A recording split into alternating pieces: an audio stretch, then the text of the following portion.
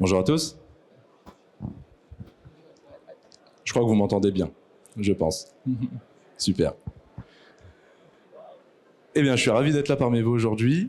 Déjà, bienvenue au Salon Tech Innov. Je suis le premier à prendre la parole, donc je vous souhaite la bienvenue à ce beau salon qui mêle tech et innovation.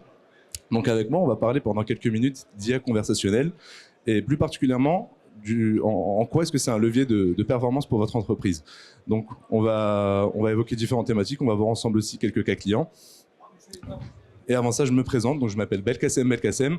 Alors c'est mon prénom et mon nom aussi, donc vous vous souviendrez de moi au moins. Donc je suis business développeur au sein de Didu et on est là aujourd'hui donc pour parler de l'IA conversationnelle. Donc, avant ça, je vais faire une petite introduction, une petite entrée en matière en vous parlant de quelque chose que j'ai pu vivre.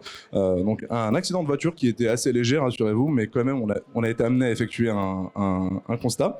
Donc, j'ai appelé mon assurance et j'ai passé environ 12 minutes au téléphone avec une musique, en fait, avant d'avoir un conseiller.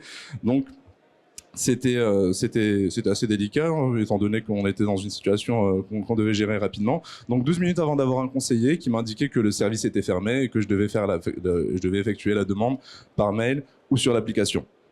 L'application était en maintenance, donc j'ai fait un mail. J'ai pu recevoir mon attestation d'assurance que le lendemain, donc c'était bien, mais trop tard pour pouvoir assurer la personne qui était en face de moi et trop tard pour faire les choses à chaud comme il se doit.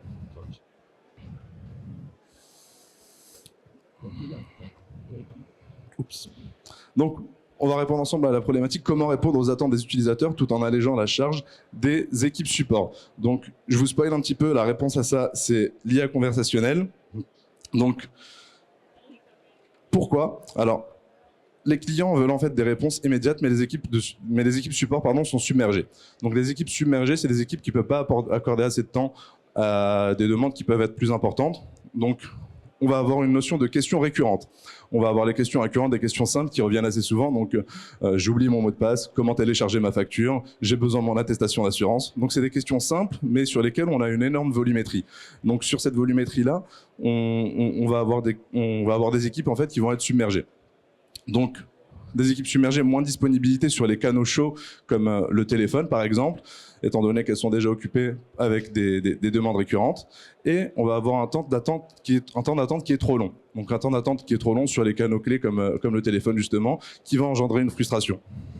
Donc cette frustration, elle est côté client bien sûr, mais elle est également aux côtés des équipes, étant donné qu'elles ont pas ou peu de temps pour pouvoir répondre aux demandes. Donc c'est beaucoup de réponses aux questions posées qui existent dans l'écosystème d'entreprise. Hein.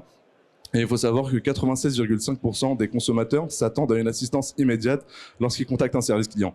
Donc ça, c'est des données qui sont tirées de l'Alliancy. Et les demandes complexes, elles vont rester sans réponse.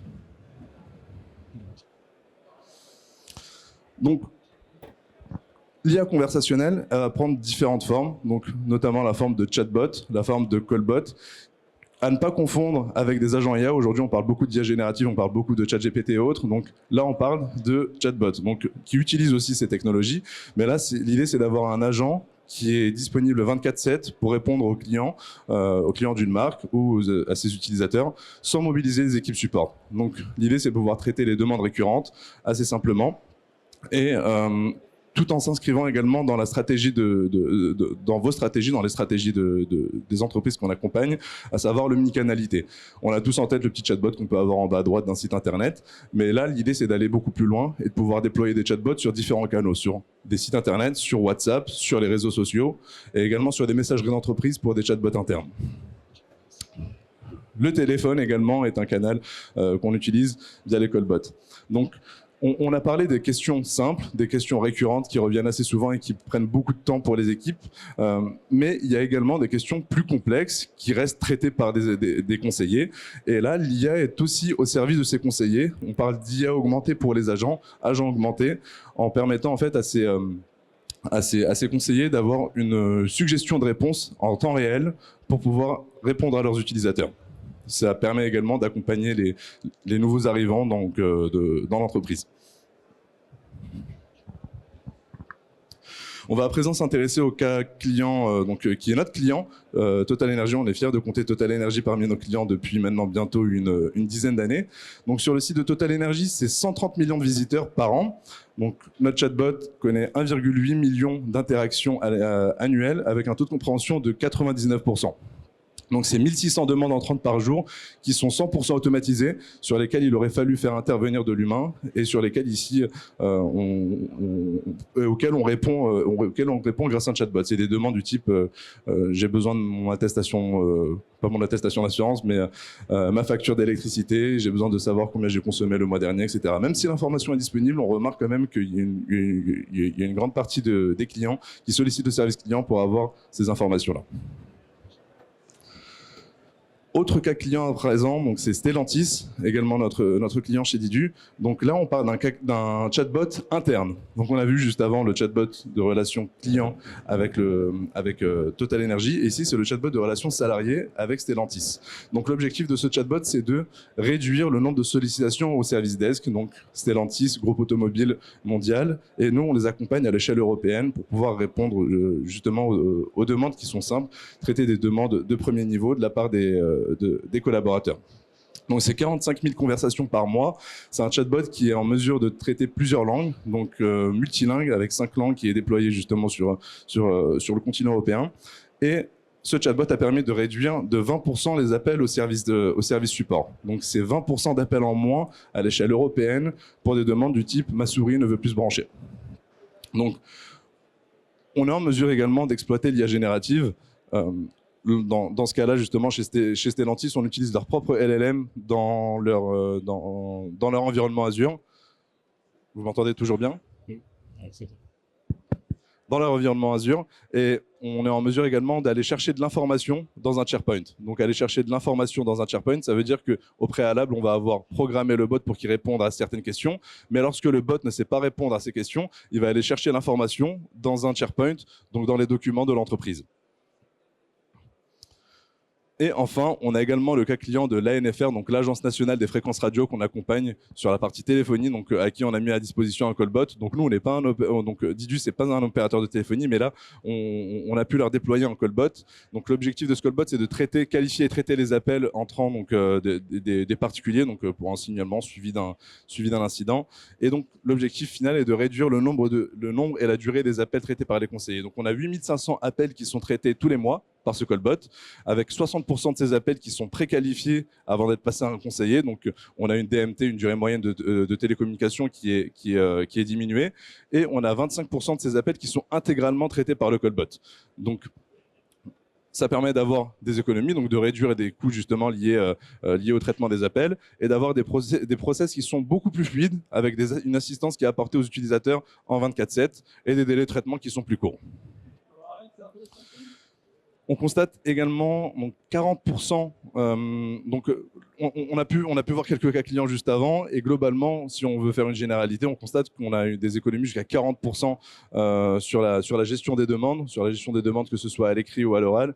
Et on constate également une satisfaction client en hausse parce que 61% des entreprises qui ont fait l'adoption justement de chatbot IA ou de callbot constatent une nette amélioration dans la satisfaction client.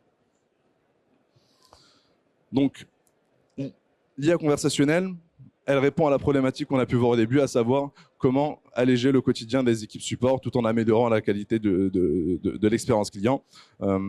Le chatbot va apporter des bénéfices comme la personnalisation des réponses. En effet, on va pouvoir apporter des réponses qui sont personnalisées. On est loin du chatbot qu'on a pu connaître il y a quelques années de cela. Le chatbot va être connecté aux outils d'entreprise. Et donc, par exemple, si on parle d'un chatbot interne qui va renseigner des collaborateurs, quand le collaborateur va demander combien de jours de congé il me reste, le chatbot va pouvoir lui dire il reste 4 jours de congé, est-ce que vous voulez poser des jours ? La disponibilité en 24/7, donc ça permet une assistance sans interruption. Ça permet d'avoir des utilisateurs qui puissent avoir un premier niveau de réponse et ensuite être redirigés si besoin. Et en termes de réactivité, en plus du fait d'être disponible en 24/7, bien sûr, ça permet d'avoir la réponse en quelques minutes, en quelques secondes. Donc, ça permet déjà d'alléger quelques problèmes, sachant qu'en plus, on a pu constater auprès d'équipes de service client qu'il y avait beaucoup de doublons sur les demandes. C'est-à-dire que si je fais une demande aujourd'hui par téléphone ou par mail, si j'ai pas de réponse dans l'heure ou dans la journée, je vais vouloir aussi saisir, par exemple, faire ma demande sur les réseaux sociaux ou envoyer directement, passer par un autre canal pour joindre la marque. Donc on a cette multiplicité aussi des canaux qui fait qu'un chatbot, ça permet vraiment de diminuer ce flux sur tous les canaux. Quand on met un chatbot en place, par exemple, en général, on a moins d'appels, on a moins de mails, et inversement aussi pour le callbot. Et donc ça, c'est surtout sur la partie questions récurrentes. Et pour les conseillers, on apporte également la solution donc de l'IA pour pouvoir les aider à répondre sur les questions qui sont plus complexes, leur permettre d'avoir des réponses qui leur sont suggérées et pouvoir être plus efficaces. Donc on constate que d'ici 2028, le marché mondial de l'IA atteindra 500 milliards de dollars et celui des chatbots dépassera 47,1 milliards de dollars en 2030. Donc ça semble loin, mais rappelez-vous, 2020, c'était hier et les chatbots ne sont plus du tout au même niveau qu'ils étaient il y a 5 ans et donc on peut imaginer que dans 5 ans, ils seront aussi dans une autre sphère. Oui. Donc, rapidement, pour vous parler un petit peu de nous, on est la société Didu, donc 16 ans d'existence, on n'a pas attendu que l'IA conversationnelle soit un sujet à la mode pour nous y mettre. On a commencé en 2009 avec les chatbots et ensuite on a continué à innover. En 2017, on a développé les callbots. On est une société 100% française, je tiens à le souligner. On a 30 collaborateurs en France, dont la moitié sont dédiés à la recherche et au développement et sont basés à Bordeaux, donc l'équipe technique. Et l'autre moitié dont je fais partie, on est basé à Paris, côté Grand Boulevard, donc les équipes commerciales, marketing et opérationnelles. Donc c'est une entreprise 100% française qui a été cofondée par 2 amis d'enfance et qui sont toujours justement à la tête de cette entreprise. Et notre cœur de métier, vraiment, c'est l'IA conversationnelle. On est un pure player, on ne fait que ça. On ne fait que ça. On accompagne aujourd'hui plus de 70 entreprises dans une centaine de projets. Et c'est une métrique qui est intéressante parce que la plupart de nos clients nous sollicitent dans un premier temps sur un premier projet et puis ils se rendent compte qu'il y a d'autres canaux à travailler. Et puis on embraye aussi sur ces sujets avec eux. Donc, je vous remercie pour votre attention. Si vous avez des questions, je suis là pour y répondre. Et puis, si vous avez d'autres questions qui vous viennent, on est au stand D16. On sera un plaisir de vous accueillir avec Quentin. Merci à vous.